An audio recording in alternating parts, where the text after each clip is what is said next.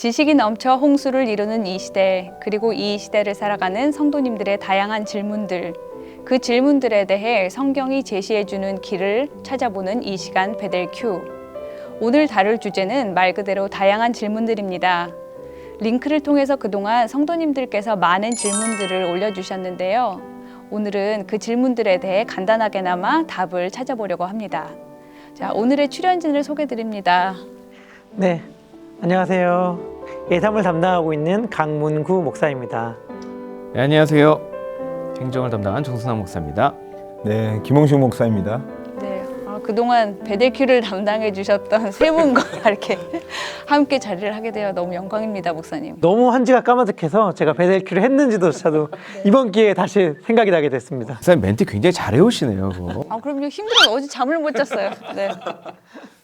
목사님 그동안 다뤘던 주제가 여러 가지 주제가 있는데 뜨거운 반응이 있었는지 알고 계십니까? 아주 핫했다는 소리는 들었습니다. 네.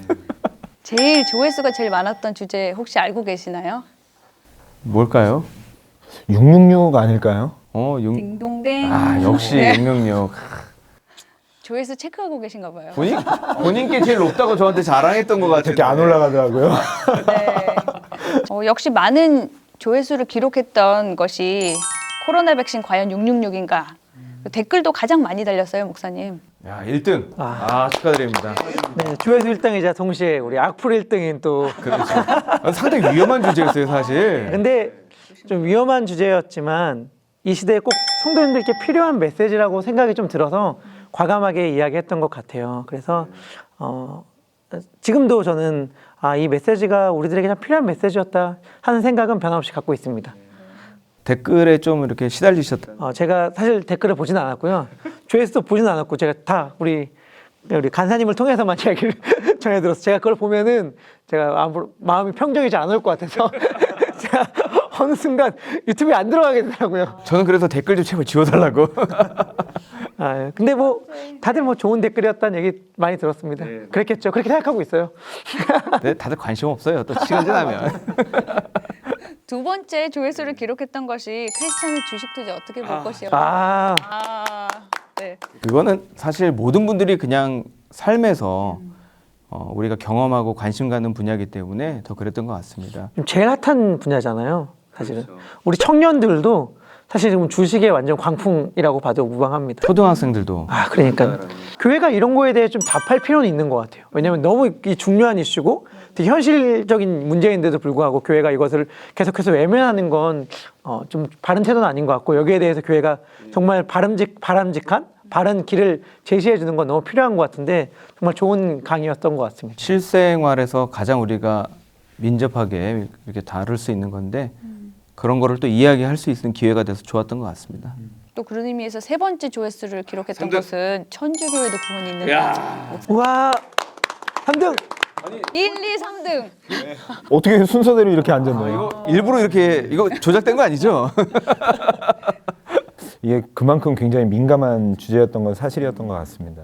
예, 그럼에도 불구하고 꼭 한번 또 짚고 넘어가서 우리 성도님들이 그 부분에 대해서 혼동스럽지 않고 또 이 복음에 대한 자유와 기쁨을 누릴 수 있는 시간이 되지 않았을까 하는 기대감을 가지고 있습니다. 네, 사실은 또 성도님들 가운데서 이렇게 잘 정리를 해주니까 너무 큰 도움이 되었다, 이렇게 말하는 분들도 많으셨어요. 그래서 저도 개인적으로 큰 도움을 얻었던 것 같습니다. 너무 감사드려요, 목사님.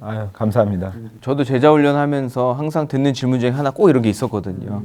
근데 목사님께서 이렇게 명쾌하게 답해 주시고 또 교회적으로도 함께 이렇게 고민할 수 있어서 좋았던 것 같습니다. 근데 이번 베델큐에 벌써부터 얘기해도 되나? 제일 큰 수확은 우리 오혜진 지사님, 정말 지금 새로운 프로를 또 구성하고 계신다는 또 소문도 나던데요. 앞으로 베델큐에서 자주 뵙겠습니다. 교회 영상에서. 저기 지나간 영상. 모르시는 분들 있을 텐데 아이들 둘의 엄마라는 사실 꼭 기억해 주시면 좋을 것 같아요. 다들 놀라시더라고요. 그러니까 어떻게 아이들 이런 둘이냐. 거 편집해 주시는 거죠? 저희 청년들이 관심을 네, 지금 나온 1, 2, 3등 이외에도 또 다른 주제를 다룬 영상들이 있는데 영상을 놓친 분들이 계시다면 베델큐를 검색하시면 다시 시청하실 수 있습니다. 네, 이 밖에도 오늘 성도님들께서 많은 질문들을 올려주셨어요. 그래서 이 자리에서 목사님들께서 속 시원하게 대답을 해주셔야 되거든요. 그래서 제일 먼저 재미있는 질문을 하나 드리려고요. 네, 행정 목사님께 어떤 성도님께서 교회 전화번호를 알려달라고 네 질문을 올리셨어요. 아세요? 외우고 계십니까? 949 그 다음에 854 4010 949 854 4010 전화 주세요. 딩동댕. 동동 네. 자, 다음 질문 드리겠습니다. 안녕하세요, 목사님. 저는 지금 제자반을 하고 있는데요. 마음만 앞서고 성실히 하고 있지 못합니다. 중간에 드랍하기엔 너무 많이 지나와서 그만두기에도 좀 그렇고 혹시 다시 제자반을 해도 괜찮은가요? 아는 분께서 제자반은 2번 하는 거 아니라고 하시는데 지금 제 마음으로는 기도로 준비하고 다시 제대로 하고 싶은 마음이라 용기 내어 여쭤봅니다. 자, 이런 질문을 주셨는데 혹시 이 부분에 대해 답변을 어느 분께서 주실까요? 네, 이런 분 제자반 하면 꼭 있으셔요, 그렇죠? 근데 이런 분이 10분이라 치면 제자반 오럴 테스트까지 통과한 다음에 다시 하겠다고 말하는 분은 사실 거의 찾아보기가 힘듭니다. 아마 이분도 지금 제자반 중이라서 그렇게 생각하실 텐데 마치고 나면 아마 다시 하기보다는 다음 단계로 나아가는 걸 본인도 그렇게 결정하실 것 같아요. 그런데 손 목사님 때 제자반을 받으신 분들은 김한영 목사님 때 제자반이 좀 다른 교재와 다른 커리큘럼이기 때문에 2번 받으시는 게 유익하다고 말씀하세요. 그래서 만약에 예전에 제자반을 받으셨는데 또 다른 교재로 지금 김한영 목사님 베델 제자반 수업을 듣고 싶은 분들은 신청하라고 제가 말씀드리고 싶고요. 그리고 나는 이미 그걸 받았는데 또 받고 싶다 하는 분들은 원칙적으로는 제자반은 한 번 받는 게 원칙이긴 합니다만 한번 제자반 담당하시는 목사님과 상의와 면담한 후에 그 목사님과 같이 이야기를 나누고 결정을 하면 좋겠다라고 말씀드리고 싶어요. 지금 현재 제자반을 담당하시는 분은 이춘경 목사님이거든요. 그래서 혹시 제자반을 2번 꼭 들어야겠다라고 생각하시는 분은 이춘경 목사님과 한번 상의한 다음에 결정하시면 좋을 것 같습니다. 집사님 어때 제자 훈련 다시 하고 싶은 마음이 있어요? 저도 이 질문해 주신 성도님하고 똑같이 제자반 할 당시에는 이렇게 해서는 안 되는데 다시 한번 하고 싶다라는 마음이 들었으나 졸업하고 나니까 그런 마음이 싹 사라지는데. 우리 제자반이었는데. 명쾌하게 대답합니다. 이 질문은, 이 고민은 졸업하면 사라진다. 딱 그 질문이네요. 좋은 질문이었습니다. 네. 그럼 또 다음 질문을 드려보겠습니다. 이스라엘 백성 중 가나안 땅에 들어가지 못한 자들은 구원을 못 받았나요? 라고 질문해 주신 분이 계십니다. 참 이 구원이라는 게 사실은 참 어려운 질문인 것 같아요. 우리가 누가 구원받았는지 누가 구원받지 않았는지 그거를 참 우리의 시야로 볼 수가 없잖아요. 근데 들어가지 못한 분 중에서 모세도 있었고, 근데 모세가 구원을 받지 못했다고 하기에는 또 하나님의 얼굴을 본 자로 이렇게 저희들이 알고 있을 정도로 하나님과 친구였던 자였는데 못 들어갔다라고 생각하는 거는 참 그런 것 같아요. 그런데 분명한 거는 이 구약이 있었던 것은 예수 그리스도가 우리에게 필요하다는 거, 그리고 예수 그리스도의 모형으로 성막을 우리들에게 보여주시듯이 구약이 그런 의미로 우리들에게 있다는 걸 생각해 보면 예수님이 필요하다는 것을 우리들에게, 예수 그리스도가 아니면 우리는 구원받을 수 없다라는 것을 말씀해 주는 것이 아닌가, 그렇게 생각이 듭니다. 못 받았나요? 받았나요? 그럼 받았나요? 못 받았나요? 결론을 말씀해 주셔야죠. 결론은 하나님만이 아십니다. 갑자기 예수님 이야기하시다 하나님 하시다. 구원과 관련해서 조금 연관되는 질문을 또 주신 분이 있으세요. 그러니까 전도 전에 세상을 뜨신 가족을 위해서 어떻게 기도해야 하나요? 또한 시간을 놓쳐서 전도하지 못한 마음의 죄책감, 그리고 주님의 사명을 이행하지 못했다는 죄책감, 어떻게 자유함을 얻을 수 있을까요? 와, 이게 진짜 어려운 질문인데요. 목사님 정확하게 대답해 주시겠네요. 이게 전도 폭발이 주로 다루는 질문이잖아요. 이 정도야 뭐 그냥 바로 나오죠. 전도 폭발이 어떻게 시작됐는지와 관련된 질문이기도 하니까. 이게 뭐 제 3자면은 상관이 없는데 자기의 아버지 어머니 아니면 자기 자식일 경우, 자기 남편일 경우 이게 굉장히 큰 문제일 거라는 생각이 들어요. 근데 저도 실제로 이게 연관이 있는지 모르지만 저희 어머니가 제가 미국에 있는 동안에 한국에서 무릎 수술을 크게 하셨거든요. 근데 평생 무릎 꿇고 기도하셨던 어머니신데 하나님께서 왜 그 무릎을 다치게 하셨을까라는 생각을 하면서 하나님은 우리 어머니를 돌보시지 않으시나 하나님에 대한 의심들 그런 거가 굉장히 컸던 것 같아요. 그런데 내가 거기서 회복됐었던 것이 무엇이냐면 죄책감으로부터 회복된 게 무엇이냐면 기도를 하는데 하나님이 주신 마음이 하나님이 우리 엄마를 나보다 더 내가 엄마를 사랑하는 것보다 어머니를 사랑하는 것보다 하나님이 더 사랑하시는구나.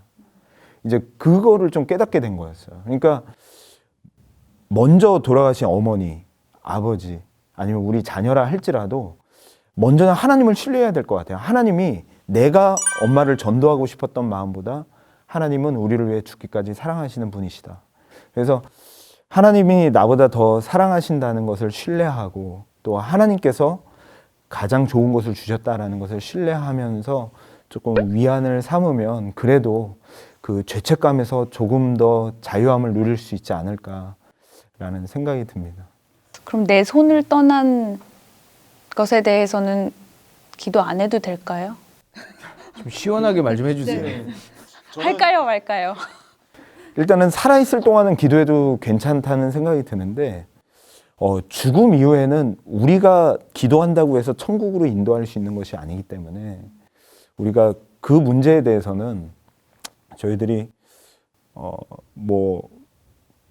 처음에는 하나님 우리 어머니 정말 좋은 곳에 갔으면 좋겠습니다 하는 그 소원을 담아서 간절히 한 번은 기도할 수 있겠지만 그것이 결단코 그 영혼을 천국에 가게 하거나 아니면 지옥에 가게 하거나 그러지 못한다는 거. 그래서 저희들이 장례식에 가면 이렇게 뷰잉을 하잖아요. 근데 뷰잉을 할 때 사실은 이렇게 보면서 마지막으로 보는 순간이에요. 그냥 보고 지나가는 건데 거기서 기도하시는 분들이 있어요. 마치 그 영혼을 어떻게 내가 책임질 것처럼.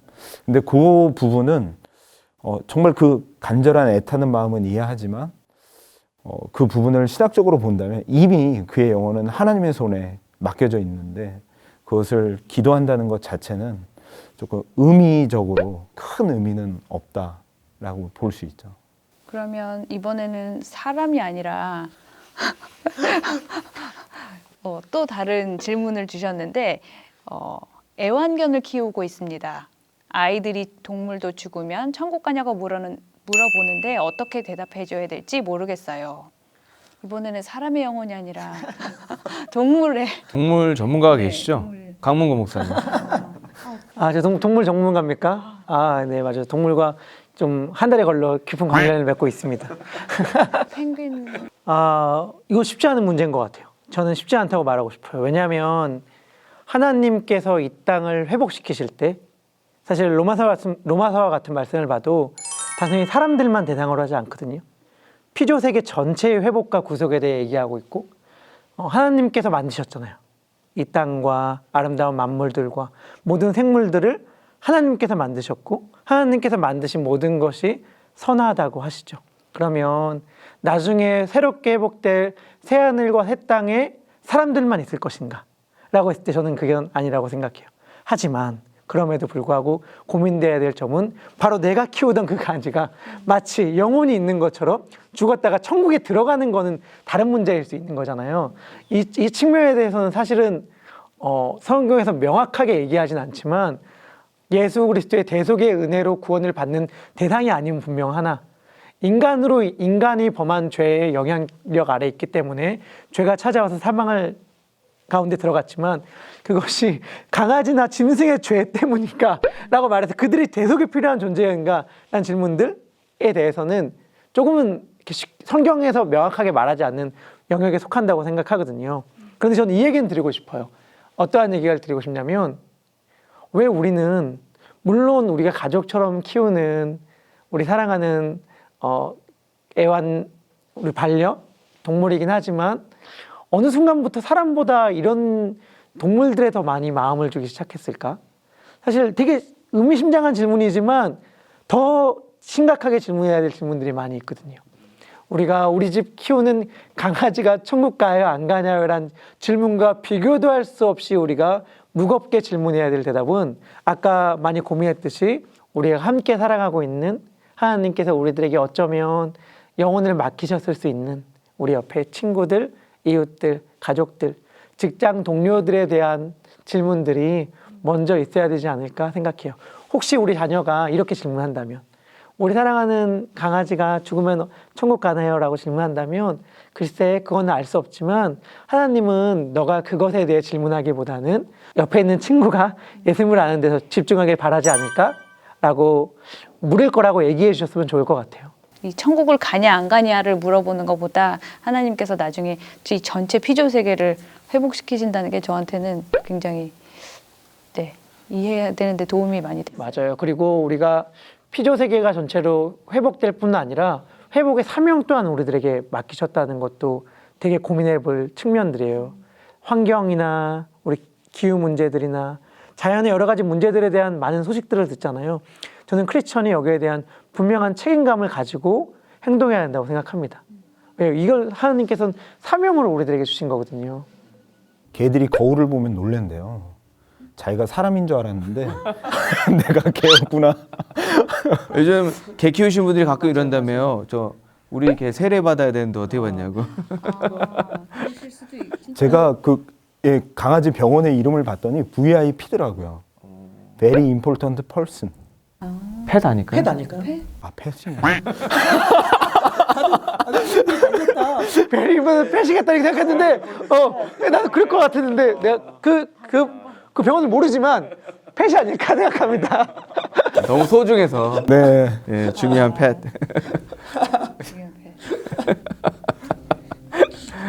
이번엔 또 다른 주제로 넘어가 보겠습니다. 크리스찬은 로또 사도 되나요?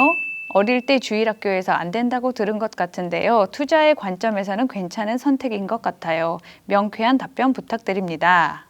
또 이번에 로또에 대해서 질문해 주셨는데요.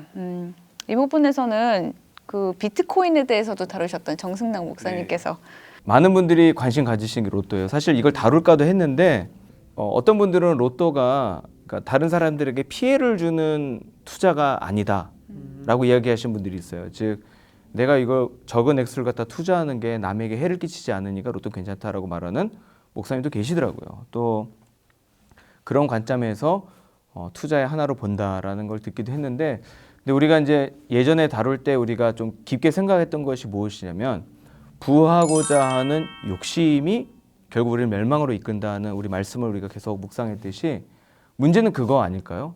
결국 이 로또의 근본적인 것은 내가 부하고자 하는 욕심이거든요. 이게 어떤 건강한 투자나 그런 것이 아니라 내가 부자가 되고 싶은 그 욕심 가운데 이걸 한다는 게 아마 가장 큰 문제가 아닐까 싶고요. 그 다음은 이제 또 노동하지 않고 취하려 하는 이득이지 않습니까? 그런데 노동 자체는 하나님께서 창조 때부터 허락하신 귀한 거거든요.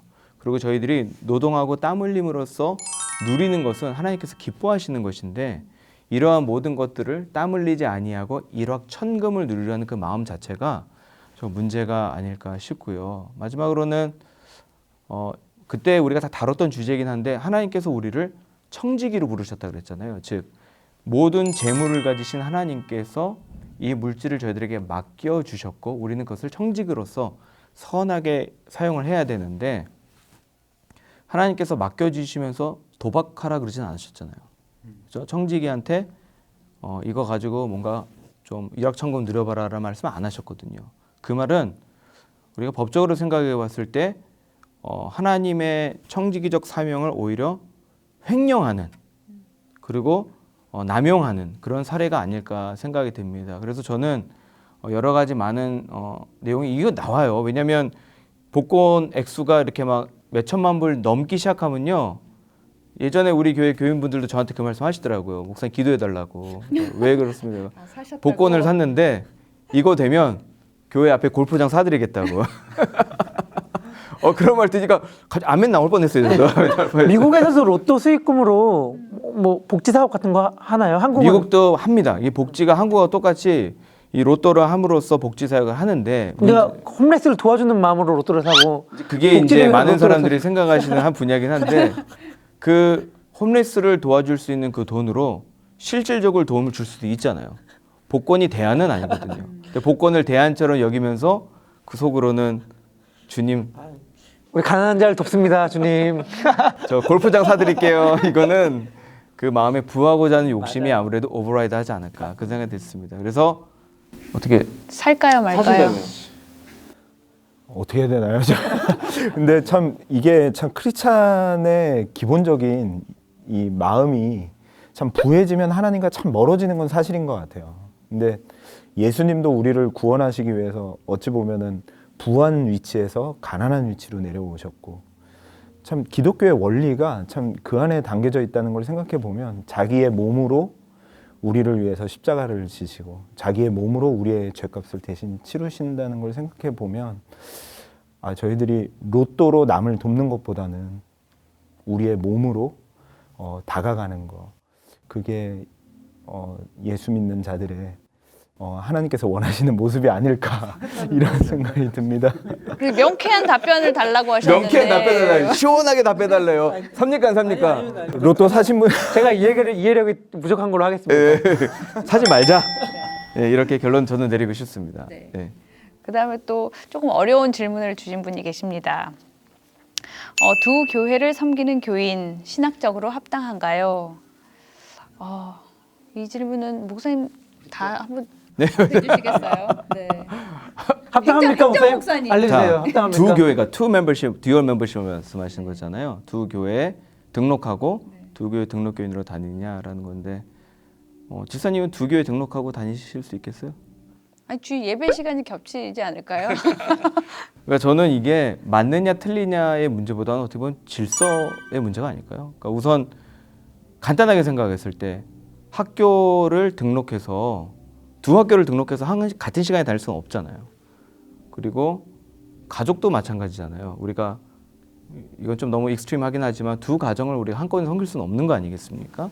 그래서 그런 의미로 봤을 때 분명한 것은 내가 정말로 전심을 다해서 예수 그리스도의 몸된 교회를 섬기는 그 마음이 두 교회를 같이 섬기는 것 자체가 쉽진 않을 것 같아요. 그냥 깊게 들어가지 않고 우리가 커밋먼트의 레벨에서만 보더라도 이거는 좀 쉽지 않을 거라는 생각이 들고요. 또 다른 생각은 많은 분들이 이런 질문을 해주시는 거를 상황을 제가 볼 때 보면 주로 이제 본인들의 섬기는 것과 연결될 때가 참 많더라고요. 즉 베델교회에 예배도 나오고 싶고 여러 가지 훈련도 받고 싶은데 제가 뭐 피아노 반주는 다른 데서 하고 싶어요라는 그런 것들이 참 들릴 때가 많아요. 그래서 고민이 되는 여러 가지 질문들이겠죠. 그런데 많은 경우에 있어서 이 듀얼 멤버십을 우리가 고민할 때 내가 할 수 있는 거, 내가 잘할 수 있는 거, 내가 원하는 사역, 즉 나의 관점에서 볼 때가 참 많은 것 같아요.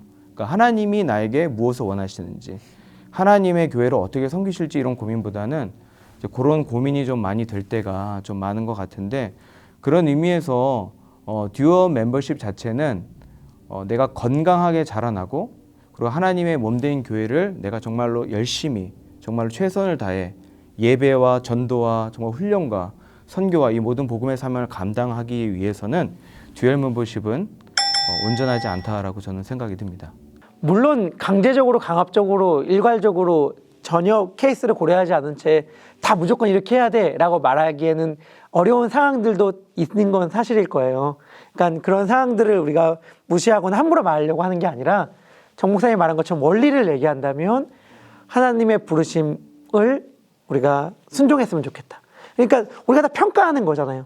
이 교회도 그렇고 저 교회도 그렇고 아까 정말 와닿았는데 내 기준으로 내가 선택하려고 하는 거잖아요. 선택당하려고 하는 게 아니라. 그게 아니라 하나님이 나를 어디로 부르시는 거지? 하나님이 나를 부르신 곳이라면 그곳이 조금 부족하게 느껴지거나 아니면 내가 조금 버겁게 느껴지거나 하더라도 그 부르심에 순종해야 한다고 생각하거든요. 그리고 거기에 마음을 두고 좀 더 헌신하고 그래야 한다고 생각하기 때문에 저는 그러한 측면에서 봤을 때는 한 교회 멤버십을 두고 헌신하는 게 맞겠다 싶어요. 아니, 요즘 온라인 예배를 아무래도 많이 드리다 보니까 이런 고민을 하고 계시는 분들이 정말 많으실 것 같아요, 사실은. 근데 이제 교회가 많이 정상화되니까 되고 있으니까 그래도 좀 좋은 기대를 해봐도 좋지 않을까. 근데 온라인 예배 제가 그때 교회 꼭 가야 되냐는 질문에 대한 답했던 사람으로 제가 말씀드리고 싶다면 온라인 예배를 드리시는 분들 가급적이면 허락하시면 현장으로 나오셨으면 좋겠어요.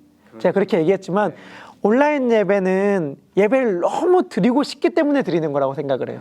그러니까 예배를 드릴 수 없는 현실 가운데 어떻게든 예배를 너무 드리고 싶으니까 선택하는 거지 현장 예배의 대체제가 될 수는 없다고 생각하거든요. 물론 아직도 예배 드리기에 쉽지 않은 상황 가운데 있는 분들은 온라인 예배를 드리시는 것 너무 귀한 일입니다. 근데 그 마음은 예배를 너무너무 드리고 싶으니까 온라인 예배라도 어떻게든 해서 드리는 마음이어야 되는 거지 현장 예배 나가기 약간 좀 오늘 피곤한데 귀찮은데 이런 마음이라면 사실은 너무 저는 슬픈 것 같아요. 팬데믹을 겪으면서 느낀 게 많은 분들이 초반에 이 온라인 예배에 대한 고민이 많았어요. 그리고 심지어는 온라인 예배가 앞으로의 예배를 대체한다는 이야기도 참 많았거든요. 그런데 1년 지나고 나서 대부분 우리 복음주의 계열에서 나오는 말들이 뭐냐면 온라인 예배는 절대 대체하지 못한다는 거예요. 근데 예배를 한번 드려보시면 알잖아요. 온라인 예배는 항상 채우질 못합니다. 그래서 현장에 나오는 예배가 이제 하나님께 정말 온전히 드릴 수 있는 마음 준비가 다르잖아요. 그렇기 때문에 온라인 예배보단 지금 교회 열려 있지 않습니까? 온라인 예배 들으시면 신속히 오시기 기도하셔요. 바랍니다. 정말 신속히. 현장에서 예배 드릴 수 있게 되기를 기도하시는 마음으로 기도하시고 하나님께서 허락하시면 현장에다 나와서 예배 드리면 좋겠어요. 네, 그동안 정말 많은 성도님들께서 다양한 질문들을 이렇게 올려주셨는데요. 정말 베델교회에서도 그동안 목사님들과 함께 또 다른 분들과 함께 이렇게 성경적인 길을 이렇게 찾아보려고 많이 노력했던 것 같아요. 그래서 성도님들께서 많이 궁금증이 해소되셨는지 모르겠습니다. 고민 많이 했지만 또 시원스럽게 답이 되지 못했던 부분들은 앞으로도 성경을 통해서 계속 고민을 우리가 해가야 되겠죠. 그동안 수고해주신 목사님들 베델교를 찍으시면서 어떤 마음과 생각이셨는지 한마디씩 좀 해주시겠어요? 아유, 저도 이 말 재주가 없어서 말씀을 잘 못함에도 불구하고 어쨌든 주어진 질문에 최선을 다해서 이렇게 답변을 하려고 노력을 했던 것 같습니다. 그런데 조금이나마 우리 사랑하는 성도님들이 가지고 있었던 질문들, 궁금증들이 조금이라도 이렇게 해소되고 조금 시원함을 느끼셨으면 좋겠다라는 소망이 있고요. 정말 같이 출연했던 분들에게도 너무너무 감사하고요. 예.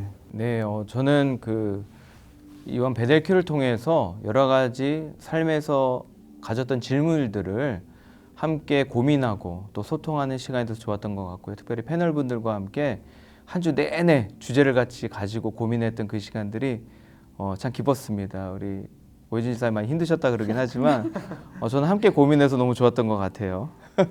그래서 너무 아쉽지만 시즌 1이 끝나서 너무 아쉽지만 시즌 2에는 더 훌륭한 목사님들께서 더 좋은 주제를 더 많이 다뤄주시지 않을까 그런 생각이 듭니다. 저는 성도님들께 일단 놀랐어요. 그러니까 되게 수준 높고 많은 진지한 고민들을 갖고 계시다는 사실에 놀랐고 또 그것들에 대해서 평소에는 잘 대답할 기회가 없었다는 사실에 미안하기도 했고 앞으로 기회가 될 때마다 성도님들 계속해서 우리 교회와 목회진들에게 성경적 질문들을 질문해 주셨으면 좋을 것 같고요. 또 정말 현 시대의 문제에 대해서 그리고 우리 삶의 여러 가지 겪는 생활적, 신앙적 문제들에 대해서 하나님께서 원하시는 답이 뭘까? 성경이 말하는 바른 답이 뭘까를 계속해서 고민하면서 함께 살아가면 좋겠습니다.